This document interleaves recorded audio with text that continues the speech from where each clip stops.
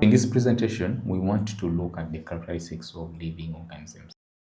A biologist is exploring what is happening on an island, and this biologist has made observations.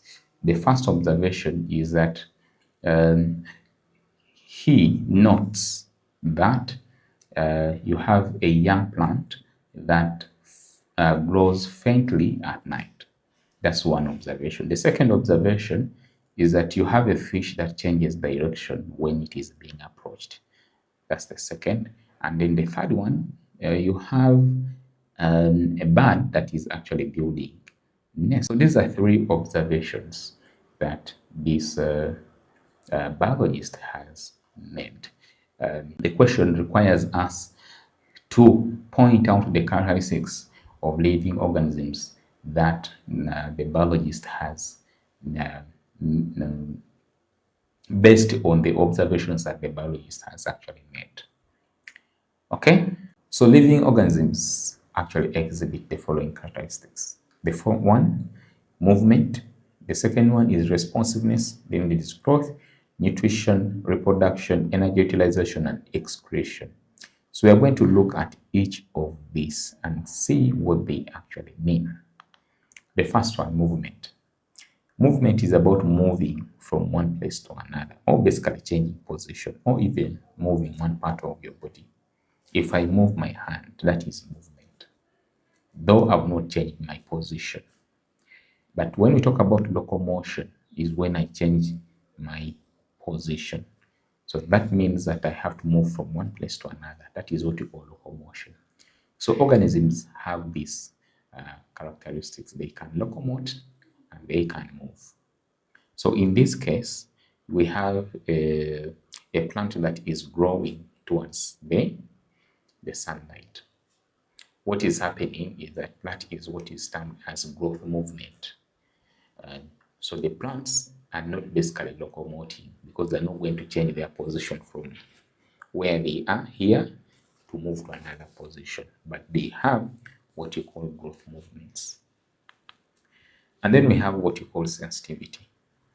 You are able to know the changes around you and then be able to react. For example, if you see a snake, you will definitely be able to either run away or get a stick and hit it.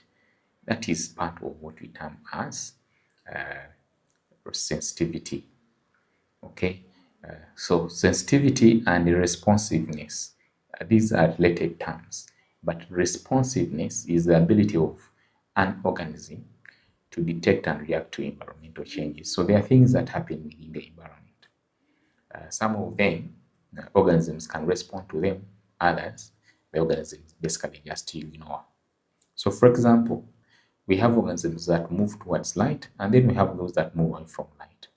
We have organisms that move towards where there is heat, and then we have those that actually can move away.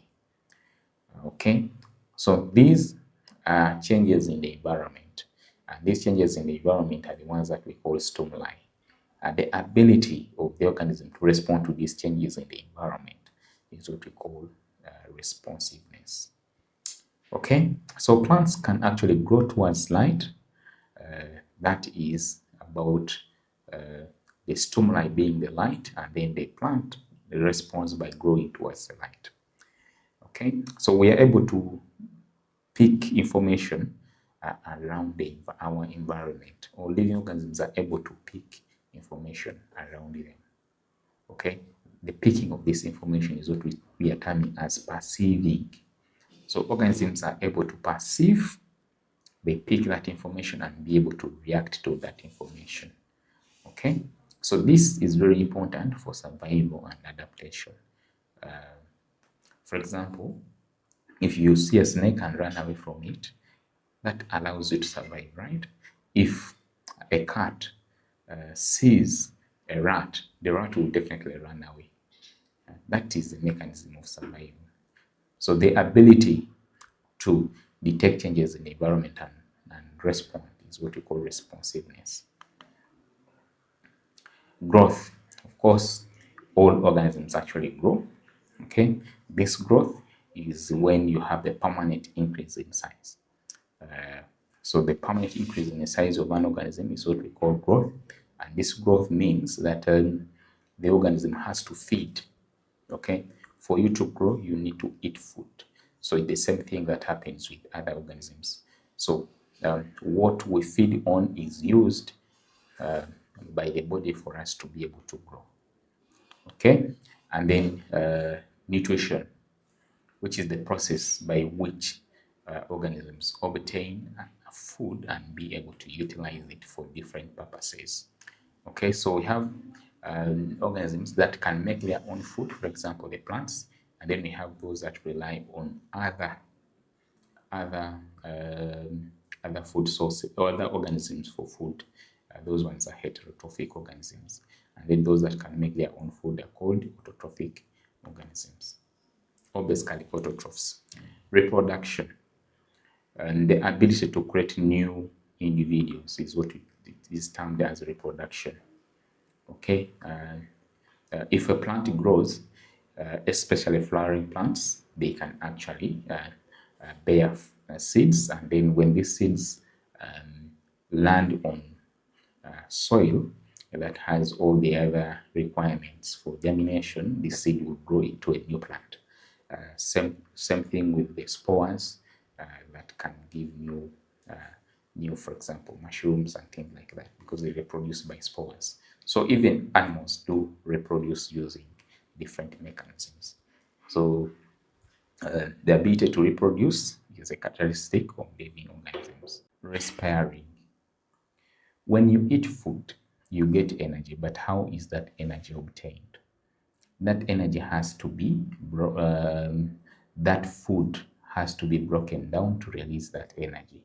The process of breaking down food to release that energy that you will use to be able to do work, and also the body to be able to carry out different functions is what you call respiration.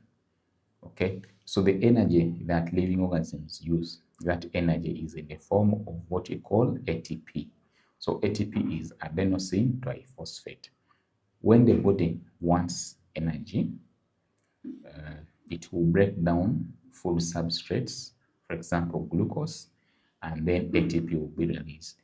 Now that ATP is one that contains energy. When that ATP is broken down, energy will be released, and that energy is used by the organism for different functions, including growth. Excretion. When the body is carrying out these different reactions, we have waste products that are produced. These waste products have to be removed from the body. So living organisms have mechanisms to remove these waste products. So the first one is the one for, so coming back to our scenario, the first observation about a plant that glows faintly at night, that is response to the environment. So that is an issue to do with the sensitivity. Because if it is not night time, this plant does not glow faintly.